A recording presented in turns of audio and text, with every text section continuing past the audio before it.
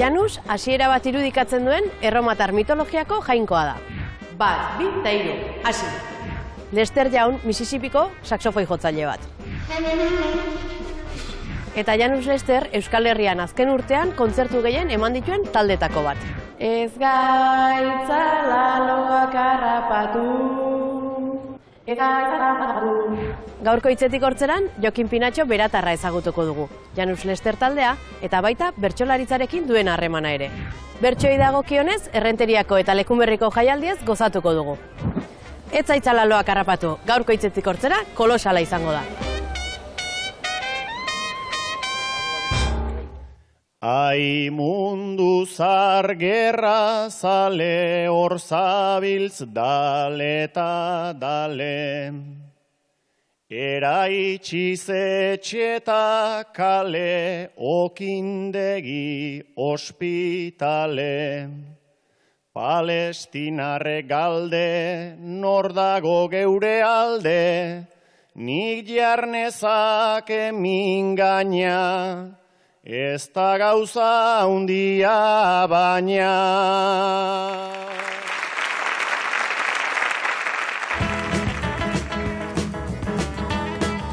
Urtebeteko bidea egin du Janus Lesterren Ez gaitzala loak harrapatu lanak. Jokin Pinatxo beratarra da taldearen ahotsa eta berarekin elkartu gara hitzetik hortzeran. Askok ez dakiten arren, baduelako bertsolaritik pixka bat. Kontzertuz kontzertu harrapatu dugu, dap-tap eginez, su argitan, joan direnei eta datozenei abestuz. Jokin, aspalditik galdetu nahi dizut, noiz bihurtu da maitasuna tabu? Bueno, ez dakit zehazki noiz bihurtu den, bai egia da abestia idatzi nuela pixkat konturatu nintzelako gaur egun behar bada zegoelako beldur bat edo konpromisoari ez, bakarrik bikote erlatzetan, baita lagun artean eta familian ere bai.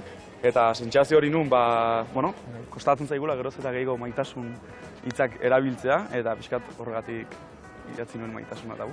Nik Jokin deitu izut, baina kalean Janus ere deituko izute. Bai, pixkat denetik badago ez, izan zen niretzat ere bai pixkat sorpresa, ze aurkezten zunean izen berri bat edo, ez dakizu jendeak nola hartuko duen, eta hori da, poliko pixkat Jokin izatetik, jendeak Janus deitzen dit, eta niri ilusio egiten dit, kriston ilusio egiten dit. Eta Janus bada, aintzinako erroman, bateak zaintzen zituen jainkoa edo hasieren jainko hori, eta zuri, urte hontan, zenbat ate zabaldu zaizkizu? Pues pila bat ez, niretzat izan da, igual espero ez nuen zerbait, Janusekin izan dugun harrera hau.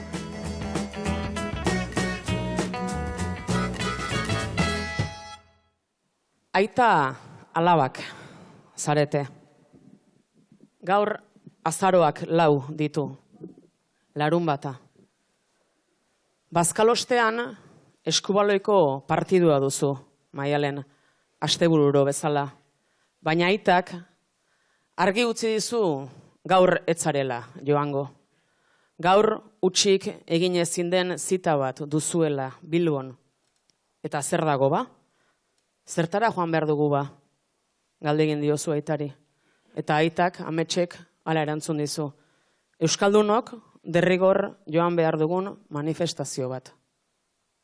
Maialen, zuk ordea azalpen gehiago behar dituzu, zure partidua baino garrantzitsuagoa den horri buruz. Nik partidura nahi nuke joan, ona baitugu boladan. Tazuk Bilbora naramazula, nola liteke, nola ba. Autonomia kalean gora, eta arena lartara. Inora ez doan zirkuito hortan, nora iritsiko gara.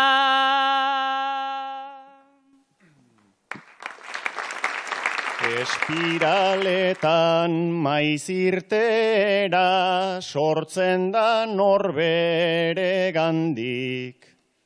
Ta biok joan behar dugula kontzientziak esan dit. Nunbait baimenik ez duzu lortzen zuk bera-beraren gandik, gure hizkuntza zuen aldean berago dago oraindik. Edo lehengo jendearen fantasma bat da behar ba. Lehengo garaitan aizen bat sasi, zenbait ipuin zenbat zarba. Gaurko gazteak ez dugu zuek duzuen hizkuntzak kargan. Nahi bada euskaraz egiten dugu, ze borrokatu behar da.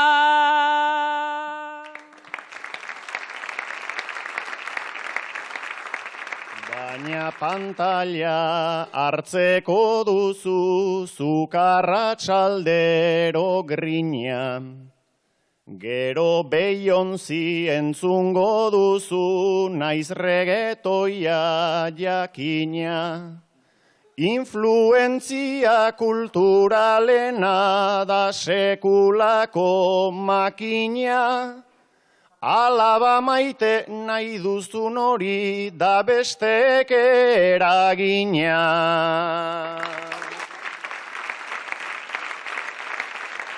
Beraz manifa egin behar da Beyoncé eta barren truke. Zar jendeakin pausoak eman, hainbat lemek ze entzute. Nere lagunak rollo hortara joaterik etzazusten.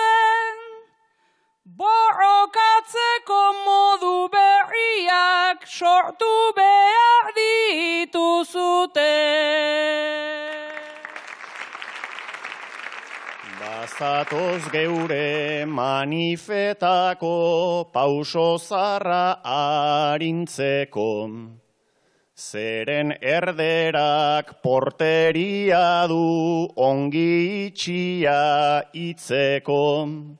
Lau guardia zibil ta 6 epaile milimetro bakoitzeko. Jokalarionak behar ditugu defentsa hori gainditzeko.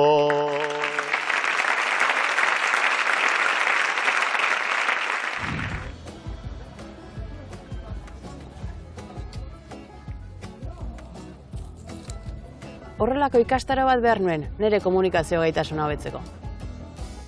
Atzo, Trikidantz musika taldea izan genuen festei hasiera emateko. Eta Trikidantzek badu abesti polit bat, bere izena keinu konplizeak da. Sustrai, Peñat eta Honintza ez dira usartzen norbaiti esan nahi dioten hori hitzez esaten. Eta Alaiaren gana jo dute. Alaia espezialista da keinuetan. Zuetako bakoitzak kontatu Alaiari zer den norbaiti hitzez esaten ausartzen etzareten hori, eta Alaiak esango dizue keinuen bitartez nola adierazi. Nik iztegia beteta daukat, antza neurekiko etxaiz, eta gaur bati esan nahi diot, esan nahi izan diot maiz. Nik zurekin nahi nuke, baina etzazuzten, naizta gaurkoa ezten gaitz, urteko beste egun denetan, okupatuta egongo naiz, urteko beste egun denetan, okupatuta egongo naiz.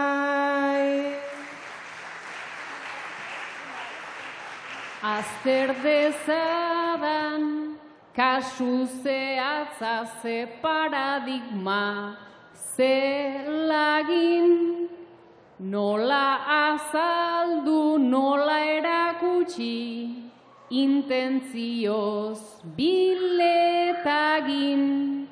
emaiozu eskua, jarrirripar prestua, ta dena egizu harin, gero keinu hau erabiltzazu, sekretua izan dadin, gero keinu hau erabiltzazu, sekretua izan dadin.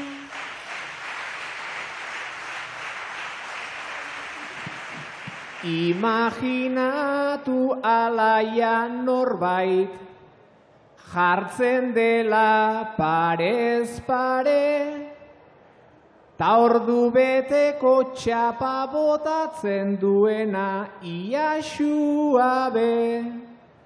Datuetan trabatuz, erdi errepikatuz, mantxo, pare, isildadila nola esaten da, bera enteratu gabe.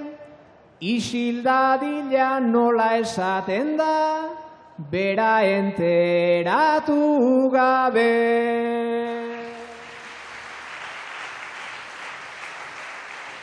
Ai, olakotan irten liteke, gure alderdi aula, nola ez mindu, nola ez baztertu, pena nola disimula. Izan zaitez goxoa, ta taktika osoa, da egitea ez dula, horrela jarri ta esan zazu, deikari zaizkizula. Horrela jarri ta esan zazu, deikari zaizkizula.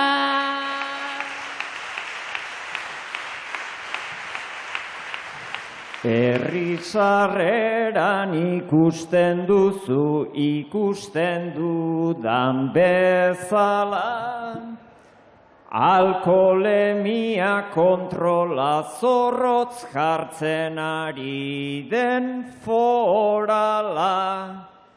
Ja dozena bat ardo edan dut tragoz trago, joanta esaiozu ala.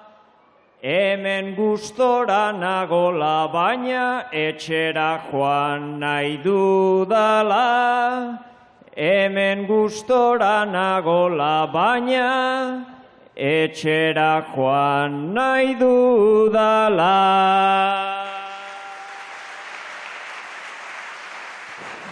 Beraz, kolpean kalimotxoa, bihurtu zaizu odola, eta kotxea argitxuz, iesgabeko kaiola.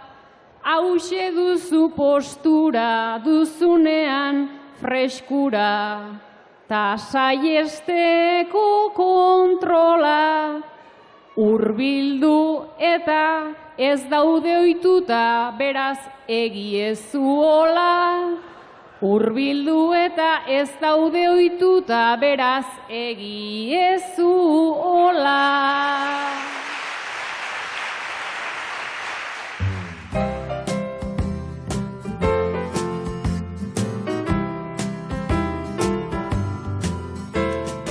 Jokin, eta nolakoa izan da Janus Lesterren azken urtea? Bueno, lanez eta ilusioz betetako urtea izan da ez. Ze, abiatzen zunekan horrelako proiektu bat, ezakizu batetik ez jendeak nola hartuko duen, eta bestetik ere, ze bide edo ze jarraipen izango duen ez. Eta nik uste dut, badoazela gauzak poliki-poliki ateratzen, pixkat bide bat egiten, eta oso pozik horrekin. Janus Lester taldearen izena da, Janus Lester etzarazu, etzarate taldekideak bakarrik, jende gehiago omen da. Bai, nik uste dut, nahiz da Janusen abia puntua nigan egon, nik uste dut Janus sufritzen dugula pixkat denok, ez? Bai musikariak, baita gure lan talde osoak ere, baina baita kuadrillak ere, baita bikoteak ere, baita familiak ere, ze azkenean nik uste dut Janus kontzeptua elitzakela ezer izango, inguruan dudan jendea gabe. Imaginatzen hasitakoan, pentsatzen zenuten fenomeno guztia gertatuko zela urte hontan. Hombre, imaginatu, ni beti zen naiz super optimista, ez? Ni beti saiatzen naiz izarretara apuntatzen, baina bai egia da hankak lurrean jartzean ez dakizule inoiz zer espero, ez? Zuk dituzu abesti batzuk, dituzu kontzeptu bat zure ilusio eta energia guztiarekin, eta gero ez dakizu jendeak nola hartuko duen eta ze hoi hartzun izango duen, ez? Eta nolako da zuen kontzertu bat? Bueno, saiatzen gara pixkat denetik egotea, ez? Nik uste dut baitugula momentuak gustora abestu eta dantzan ibiltzeko, baina uste dut kontzertuak baitula pare bat momentu berra da pixkat ilunagoak edo beltzagoak, direnak pixkat lasaitu eta lasai entzuteko, letrak ere entzun eta refleksionatzeko, orduan nik saiatzen gara pixkat Janusen bi aurpegi horiekin jokatzen. Eta holtzatik, eszenatokitik, nola ikusten duzu jendea? Jo, kuriosa izaten da, dena ikusten da, gotxitik dena ikusten da. Eta niretzat berezia izaten ari da, ez? Urte oso honetan zehar, hasieratik, justo da badaban eman genuen gure lehenengo kontzertutik, orainera arte, ura ja pasata eta dena, ikustea pixkat evoluzioa nolakoa izan den, ez? Hasieran jendeak ezagutzen zituen bi hiru abesti, dab, maitasuna tabu, ez eltzera loak errapatu, eta orain ikustea pixkat bide guzti hau eta gero jendeak abesten ditula abesti pila, iaia denak, bainera igual gure ezagunenak ez diren horiek ere, dagoela jendea abesten dituenak, eta hori goitik ikustea jendea ilusionatuta abestiek kantatzen, niretzat izaten da oso aberasgarria kriston bete sentsazioa sorrarazten dit.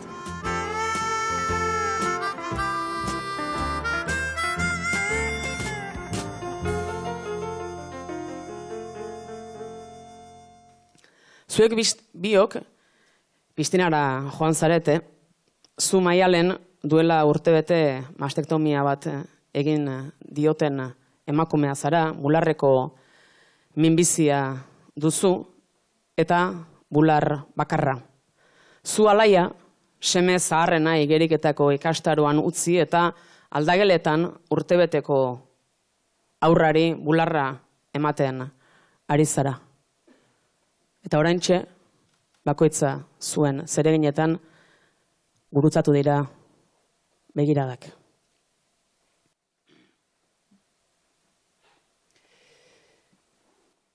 Horrelaxe tokatu, zeatarramendu, aiosasun gintza hori, izan ezpagendu, hemen ni nere orban, ta nere ukendu, ta zuk ezin umea tititik hankendu.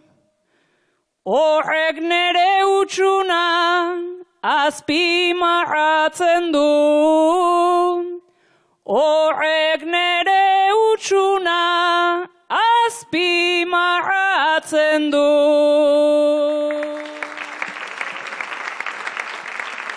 Utxuna presentzia hor dira bidatu, ume honen gozea ezin likidatu, beste besotatitis ezin da fidatu, zuk beiratu nauzunik burua biratu, barkatu ez badakit nola begiratu, barkatu ez badakit nola begiratu.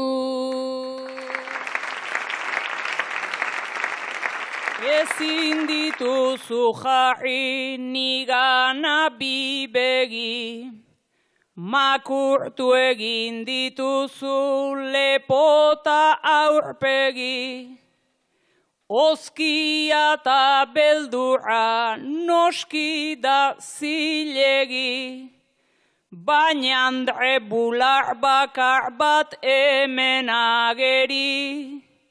Oitu ere egiten zera, ta aurrera segi. Oitu ere egiten zera, ta aurrera segi. Pentsatzen dut ezela zure aurre ikuspen, izan ta zabiltzala samin bat gorpuzten, tari ari naizela bidea zapuzten, hortxe nago begira zeharka ikusten, orban hori ez baitute inon erakusten, orban hori ez baitute inon erakusten.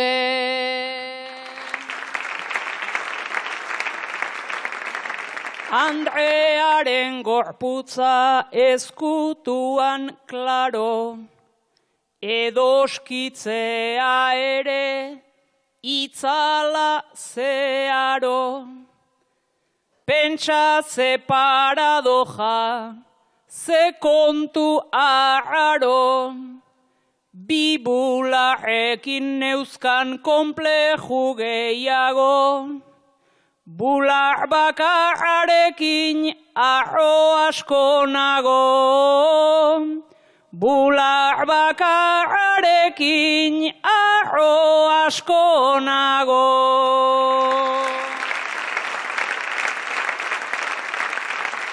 Lehen berantz tiraka luzatuz jertxea, bestek ze ikusiko igual suspentxea, ta orain pasa zaizu dudak baretzea, bizitza sortzea da txuritik beltzea, bularra ematea zein bularra kentzea, bularra ematea zein bularra kentzea.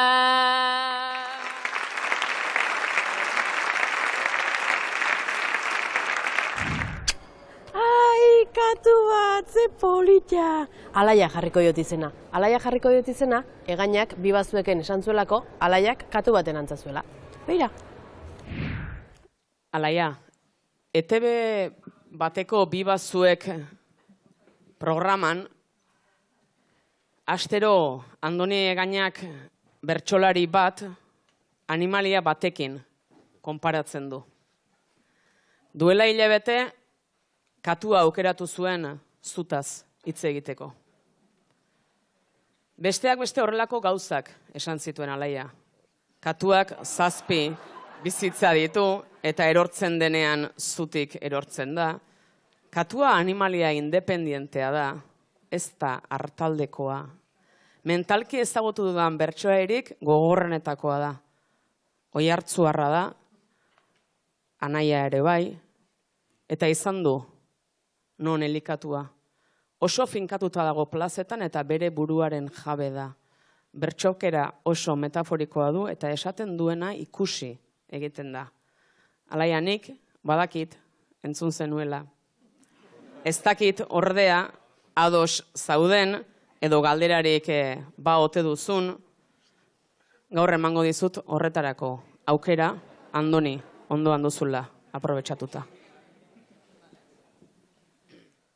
Amaiak arrazoi du, bai ikusi gendun.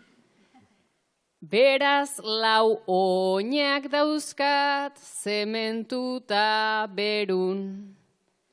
Katu kontutan beraz, esazu txapeldun, zenbagarren bizitzan nagoen gaur egun. Zenbagarren bizitzan nagoen gaur egun. Beti bezela zatoz, kantura jotazu, beti bezela irmo, gainera indartsu. Bizitza bat Irunen galdu zendun aizu, oraindik beste sei geratzen zaizkizu. Oraindik beste sei geratzen zaizkizu.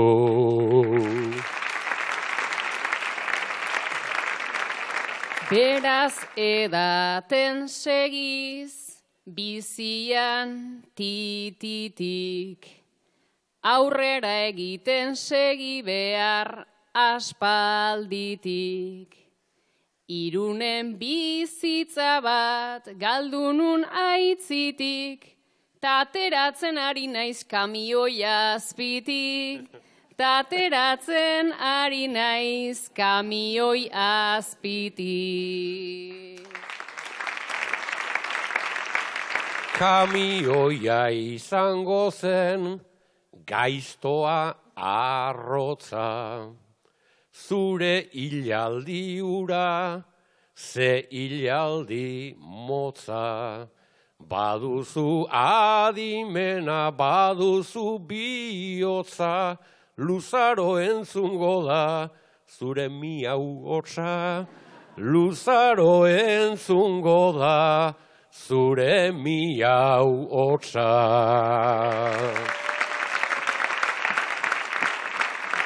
Bale, jada hartu dut behar beste apunte. Zu etzara arrano, zu etzara putre. Ta oraindik aurretik duzu hainbat urte. Zuk ze animalia izan nahi zenuke. Zuk ze animalia izan nahi zenuke. Horri erantzuteko, orain nabil garaiz. Batzutan erdi punki, inoiz erdi apaiz. Batzuetan serio, hi jaja maiz, ni zalantzarik gabe kamaleoia naiz. Ni zalantzarik gabe kamaleoia naiz.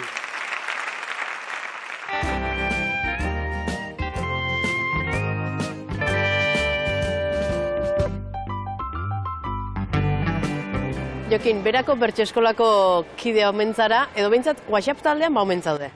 Ba, ez naiz gehiagiten, ez naiz inoiz joaten, baina WhatsApp taldean hortzen nago gaindik presente, gustatzen zaidalako pixkat denan gainean egotea, eta ere bai, mantzidan pena, bertso eskola guzteak, eta nik uste dut pena hori dela eta gaindik naiz dela WhatsApp taldetik ateri. Eta ze harreman izan duzu, zure bizitzan bertsoarekin?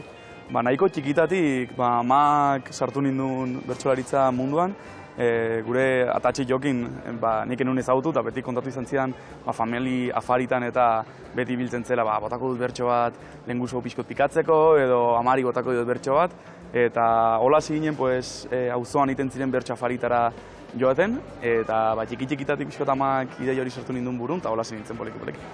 Plazak ere egiten zen itun, txapelketetan ere parte hartu, ze oroitzapen duzu? Initun txapelketa eskolartekoren bat, saio sueltoren bat, bertso afari bat ere. Eta zen nahiko esperientzi, zaila batzutan ere eta, goratzen dut garaiaitan oso urduri hartzen nintzela. Baina aldi berean ere nik uste dut horrek balio izan ziala, gero gara tabla desente hartzeko bai jendartean eta baita bertxoko tentsiotik kanpo lasaiago erran nahi ditudan gauzak errateko, orduan izan zituen bietatik, ez? Batetik tensio puntu hori, baina gero ikaskuntza bezala superra berazgarria izan zen. Orain, Nafarroako txapelketa jokatzen ari dira, ez dakit jarraipena egiten ari zaren, nola ikusten dituzun? Bai, justo gaur bertan errepasatu dut final aurrekotara pasa diren bertsolariak, gaina justo lehengoan Patxi Castillokin ere egon nintzen hizketan, eta ikusi ditut 3 beratar final aurrekotan, bai Ekine, Julen eta Patxi, txapela berara etortzen den. Eta zein dira favoritoak edo zein duzu txapelerako? Aipatu bezala, gustatuko litzaidake beratar batek irabazten badu, Kriston ilusiengo lidake, ekin bezalako adibez pertsona gazte batek eramaten badu, eta etxetik kanpora begiratuta igual, Joanesek ere irabazta kriston ilusiengo zian, ze berekin ere momentu batzuk konpartitu izan ditut, eta uste dut bera ere pertsonalki kriston lana egiten ari dela, eta merezi dula.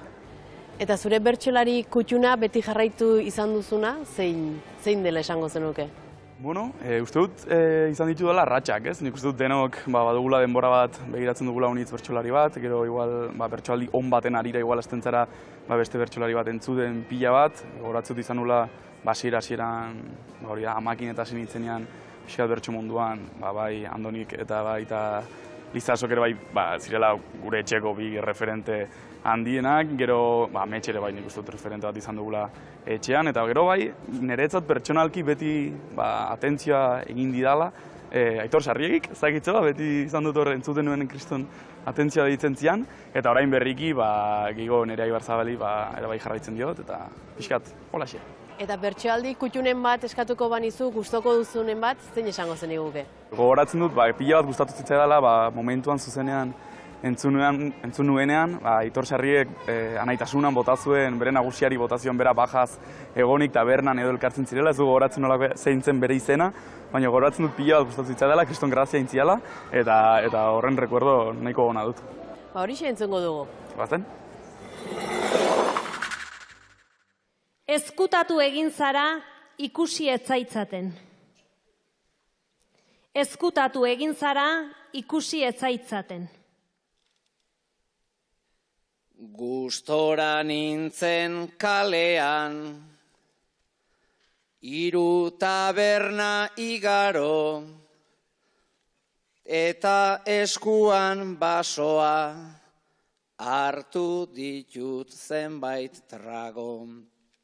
Lagunekin berriketan, benga beste bat gehiago, ia ez dakitzen bat baina, joan dira 10 bat ardo, ta bapatean sorpresa, nereak akabo, nagusia ikusi dut, kalean pixkat berago, berez kaso egitea, besterik ezin itxaro, baina ezin estresagatik baja hartuta bainago, baina ezin estresagatik baja hartuta bainago.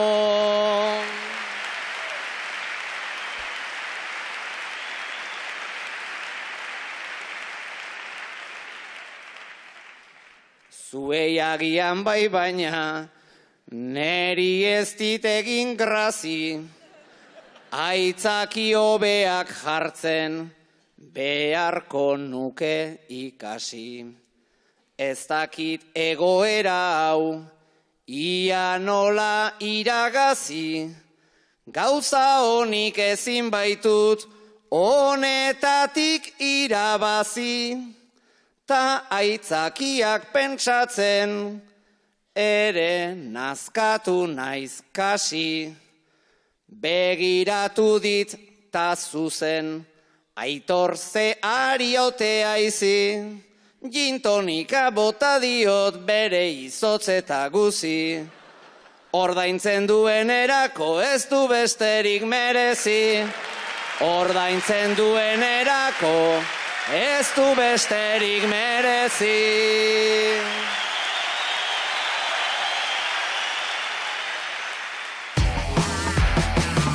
Barkatu, kaixo, mugari gabeko bertsolariak kale inkesta bat egin egia. Eta galdera batzuk erantzuteko tartek bai, ez? Barkatu. You don't understand. No, it's easy. Bertsos, don't muga. No, don't. Ikusten dut bertsolaritza gustatzen zaizula, Oso ongi guztia apuntatu dut, Bale? Bueno, eskerrik asko. Hala, aio. Maialen, kalean inkestak egiten aritzen zaren langilea zara, karpeta eta boligrafoa eskuetan, akreditazioa, lepotik, zintzilik, errenteriako niesen parean zaude. Turismo, merkataritza eta kontsumo sailak bideratuta 6 hilabeteko lana eskaini zaizu eta horretan diharduzu lanean. Herritar bakoitzaren bidaia eta kontsumo iturak jakitea da helburua. Gaur ere jende askorengana hurbildu zara minutu batzuren eske. Besteak beste atzeko lau hauengana. Alaia Andoni, Jon eta Ametsengana. Jakineko genuke zer nolako erantzuna jaso duzun, zein izan den euren erreakzioa. Egin behar bazan egin diot ba, galdera baten aproba, ta zimel sasi ilustratu hau horretorri zait ondora. Kontu kontari badara mazki orduta erditik gora, alde egiteko presarik ez du hau bakarrik biziko da. Alde egiteko presarik ez du hau bakarrik biziko da.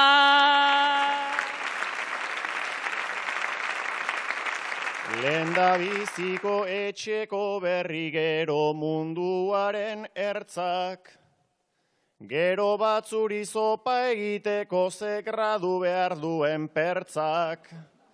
Ordu erdian horri bili naiz kontu guztiak zuretzat, hau entrenamentu bat izan da atzetik datozen entzat. Hau entrenamentu bat izan da atzetik datozen entzat. Aipatu diote guraldia, berak esan du epela. Aipatu diot nik orere eta berak errenteri dela. Dena badaki dena, jainko bat balitz bezala. Nonbait enkuestak egitea ere berak asmatu zuela. Nonbait enkuestak egitea ere berak asmatu zuela.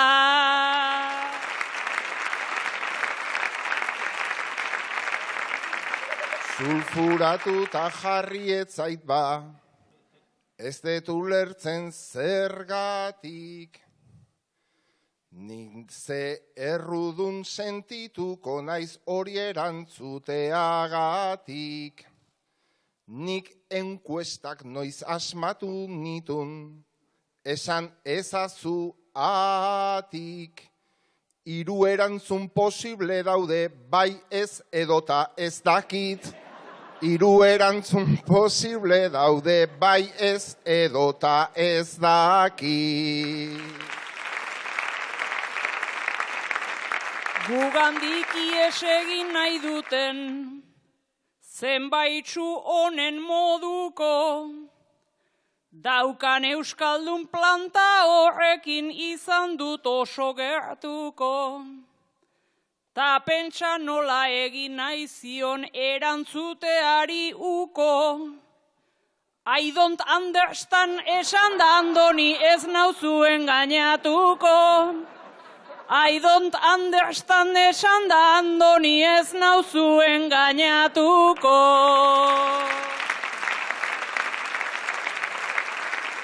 Bat poliglota jaio zan eta zer egingo zaio egen.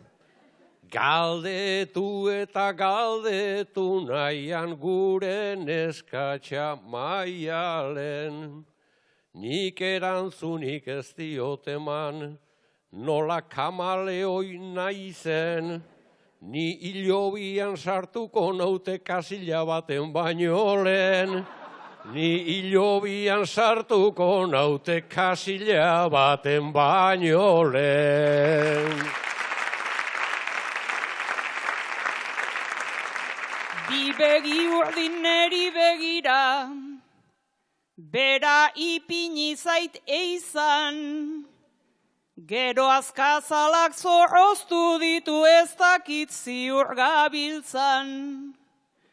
Ikaratu naiz baina erantzun dit, ze edukatua izan. Dena erantzun da daukala jada bere aurreko bizitzan. Dena erantzun da daukala jada bere aurreko bizitzan.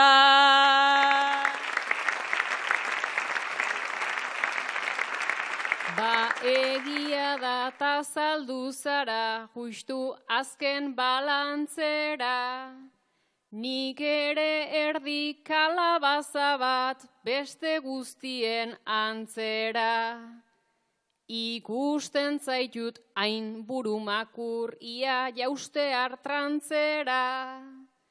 Ez pentsatu bai ez edo ez dakit guazen trago bat hartzera.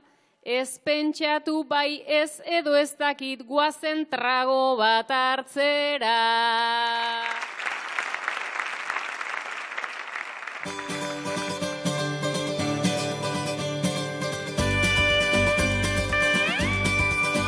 Kilometrotako abestia egin zenuen, musika jarri zenion, Jon Maiarekin, aritu zinen elkarlanean, nolako izan zen sormen prozesu hori? Jo, pues egiaran Jonekin izan zen super erresa. Ze, pixkat hasieran komentatu genuen, nondik helduko genion gaiari abestia egiterako garaian, pixkat ere kilometrotako antolakuntzakin hitz egin da, eta bidali zidan bere letraren lehen zirriborroa, eta nik nire logelatik gitarra solian bidali nion, ea ziruditzen zitzaion maketa gisera, melodia ea gustuko azun, eta joan ginen poliki forma ematen, gauza txiki batzuk aldatzen, eta egia esan komunikazioa erresa izan zen, hartu emana ere bai nik uste dut niretzat esperientzia bezala super polita izan zela, eta definitzekotan nik oso errez egin nuen lan Jon bezalako pertsona batekin. Errenteriako saioan, Amaia Agirrek horri buruz galdetu zion, eta ongiri dutzen bat zaizu, entzun egingo dugu. Jon, ospatu berri dira Errenterian kilometroak, ikastolen aldeko festa, eta zure hitzak daramatza egun horretarako espreski prestatu edo sortu zen kantuak ere. Janus Lester taldekoen doinuetan eta Jokin Pinatxoren ahotsean entzun ditugu Maiatza ezkeroztik. Jon, kantu ezagun asko eta askoren letra sortzailea zara. Nik jakinaiko nuke zer eskaintzen eta zer eskatzen dizun jardun honek sortzaile bezala. Zer den zuretzat letrak eskatzea eta eskaintzea. Zer den mundu hori eta prozesu hori zuretzat? Arratsalde bat hartu izan dut, idazteko tranquil, bilabetere pasatu ditut, ezinean eta isil. Igual kantuak nik bera baino, berak ni hortik narabil. Baina kantua jaiotzen bada, gero inoiz ezin da hil. Behin doinu baten sartzen denean, urtez urte egan dabil.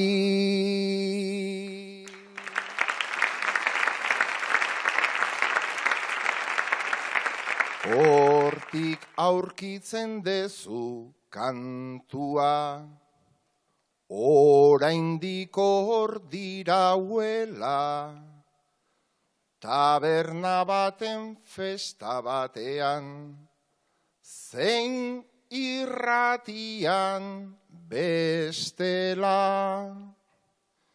Kantuak duen taupada hori, bizkorra ala motela.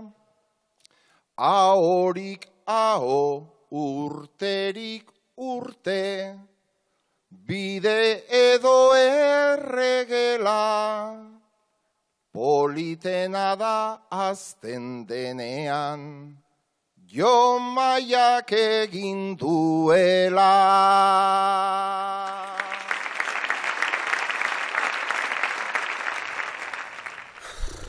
Espero dut Andonirekin igogailuan ez kointziditzea. Haze Aitona Petrala. Lehengoan Maialen eta Alaia berarekin geratu omen ziren igogailuan. Ez gora eta ez bera. Hori alukeria. Zuek hirurok portal bereko bizilagunak zarete. Maialen eta Alaia elkarrekin bizi zarete.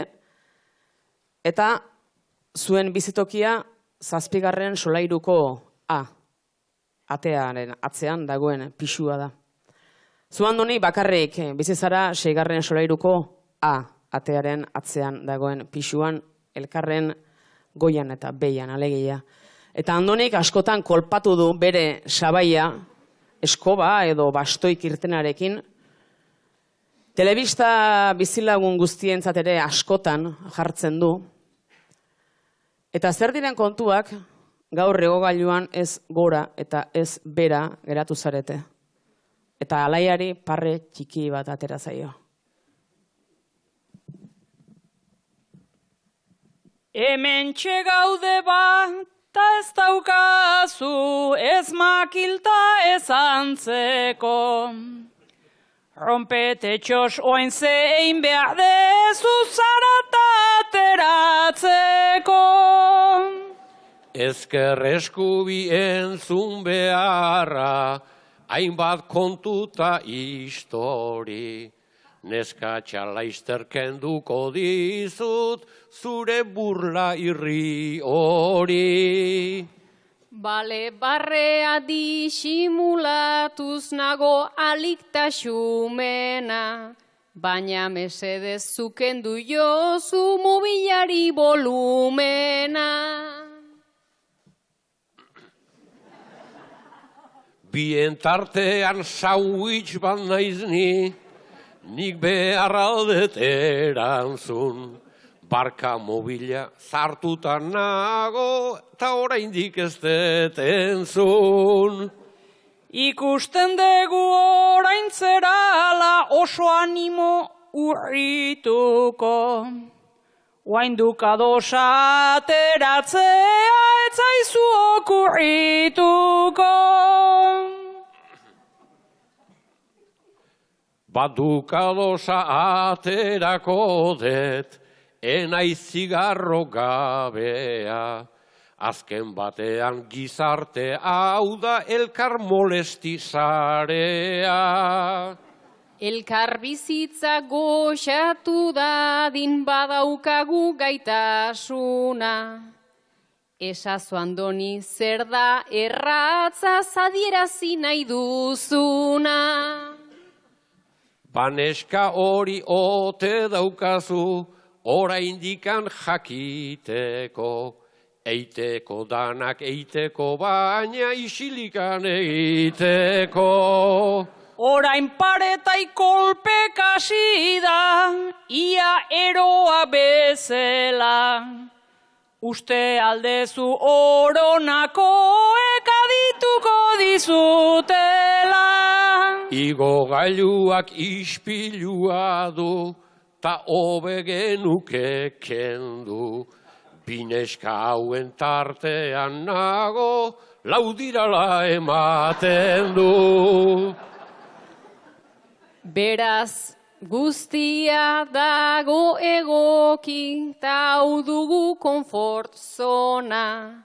Igo gailua eta etxea guztia dugu orona. Zuen ita ai oiek, entzuten ditut aizue, baina duda bat badet oraindik, katurik balduzue. Biankako bat bai bainara, atea irekixua be. Noski aterik etzen zabaltzen botoiari eman gabe. Ta azkenean askatasuna, kolpetik iritsi danba. barkatu nere genio txarra, plazer handi bat izan da.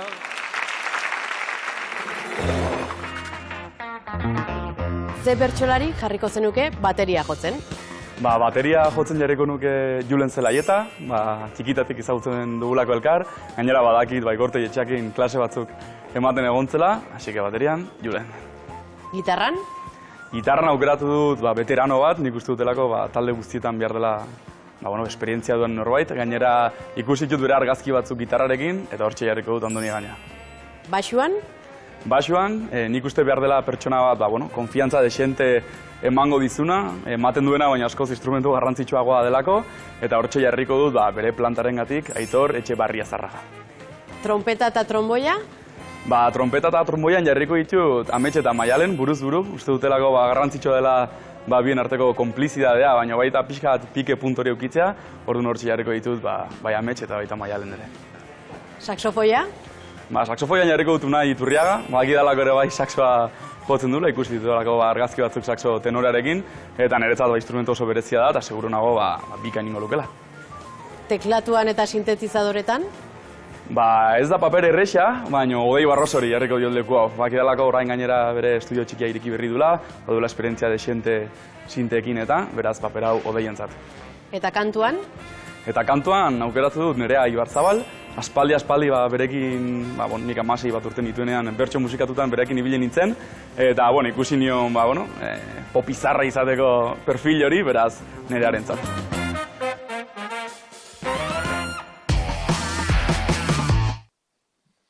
Nahi duzuna esatea ez da ohikoa. Naiz eta ustez naizen libreen maikoa, metrika eta errima ez ditut nahikoa, hitzekin presonago nien aiz jainkoa.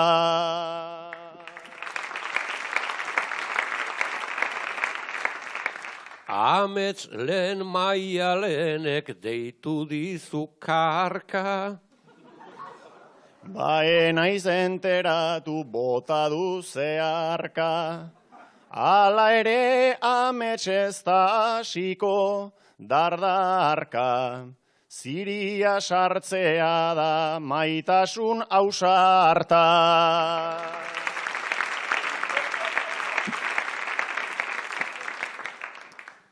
Ze dietarekin zaude alako zimela, jakizu aita ere alakoa dela, berdin dugu plomada eta berdin nibela, nik usten borberetik etorri ginela.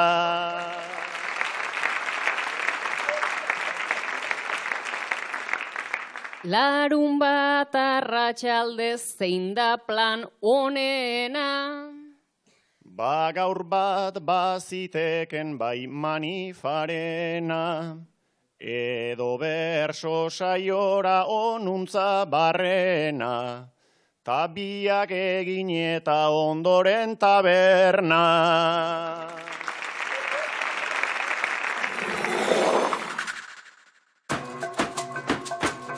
Bizkaiko txapelketa ere final aurrekoen fasean sartu da. Azaroaren 11an jokatuko da lehen kanporaketa berri zen. Bigarrena Santurtzin izango da eta hirugarrena Lemoan.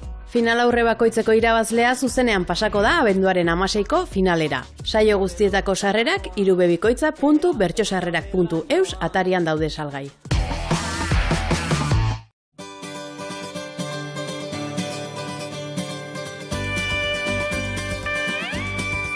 Jokin, eta nolakoa da zure abestien sormen prozesu hori? Musikatik hasten zara, hitzetatik hasten zara? Pixkat denetik ez, batzutan igual bai egia dela normalki musikatik hasten naizela, ze igual bai ideiak hasten naiz gitarra bat hartuta ea ateratzen den, edo pianora jota ea ateratzen den, baina badaude kasuak, igual gai bat edo tematika bat zehazki hartu nahi dudanean, igual ateratzen zaidala askoz lehenago letra bat idazten hasi edo esaldi solte batzuk egiten hasi eta hortik abiatzea, baina nik esango nuke orain arteko abesti gehienetan behintzat, musika eta melodiak izan direla lehenengo pausua, eta gero horri letra jarri dio dela. Eta bertxotan ikasitakoak balio izan dizu letrak sortzeko orduan? Bai, bi gauzengatik batez ere errango nuke, erran dizuan bezala lehenengo musika egiten dut, eta horri jartzen diot asmatutako hizkuntza bat. Eta gero egia da, letra jartzerako garaian, bai saiatzen naizela naturalki atera zaidan silaba eta sonorizazio hori ematen. Orduan, bai laguntzi desente, batez ere bilatzerako garaian, neurri hori mantenduko duten hitzak, eta baita sonoridadea bai errimaz, eta batzutan igualez errima, bertsolaritzan izango litzaken errima perfektua mantenduz, baina bai sonoridade aldetik, pixkat kolore hori mantentzeko. Entzun dut elkarrizketa batean, lehen letra komplikatuagoak egiten zenituela, eta orain soiltasuna bilatzen duzula. Bai, gertatu zitzaidan azken trenarekin bere garaian, kriston denbora pasatzen nula letrak idazten, eta nire buru barruko idaiak paperean islatzen, eta konturatu nintzen gertatzen zitzaidala, letra asko bakarrik nik ulertzen ditula. Eta nik uste dut bai egia dela musika bakoitzarentzat egiten dugula, baina baita nik nahi dut abesti bat egin, nik ulertzeko, baina baita entzuleak ere ulertu eta identifikatua sentitzeko ez. Orduan, bai pasan nintzela, pixkat trantsizio batetik, behar bada mezua argiagoa izatera, eta hasieran kostazitzaidan, ziritzen zitzaidan, ez niola magia gehiegi ematen ari letrari, eta oraindik ere hortan nabil pixkat lanketa hortan. Janus Lesterrek bigarren lanik izango du, baduzue buruan zerbait? Bai, nik uste dut burua makinatzen dabilela beti ez. Gogoratzen dut gure lehenengo diskaren aurkezpena bukatu eta burutan izan nula nolako izango zen bigarren diskaren aurkezpena. Orduan, aurten kontzertuak egiten ari garen bitartean banabilare kanta berriak idazten, eta bigarren lan bat ziur etorriko dela. Gu zuen zai, geratuko gara, Jokin eskerrik asko, hitzetik hortzera tartea egiteagatik, eta lasterra arte. Zuei.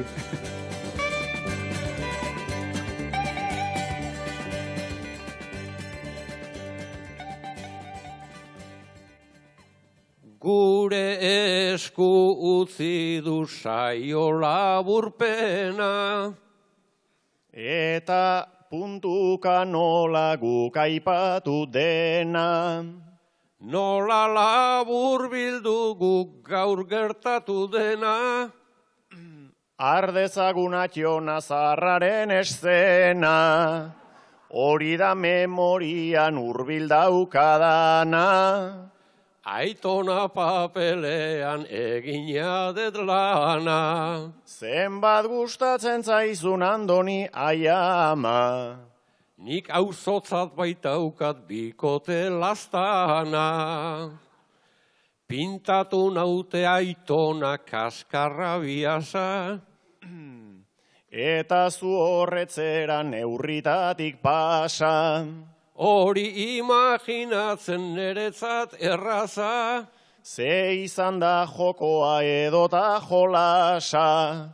Aktore bezala ere zoaz mejoratzen. Papeletan hasia bainago loratzen. Pauso txikian mikrora zinen gerturatzen. Kamaleoi bat ez da inoiz astoratzen. Beraz etor dadila etorri behar duna. Zu beti izaten zera pareko laguna. Izan ninteke apaiz edo alarguna. Barkatu I don't understand esan didazuna. Nola egokitzen zara paisaia denetan. Berez ateratzen zait gainera benetan. Biak batera apaiz alargun planetan. Hangoa naiz eta bertakoa bertan. Berso pila bat bada hemen jandakoa. Gaur edota lehenago kantatutakoa. Gustoko bazenuten guk botatakoa. Hortan bukatzen dela hori da kakoa.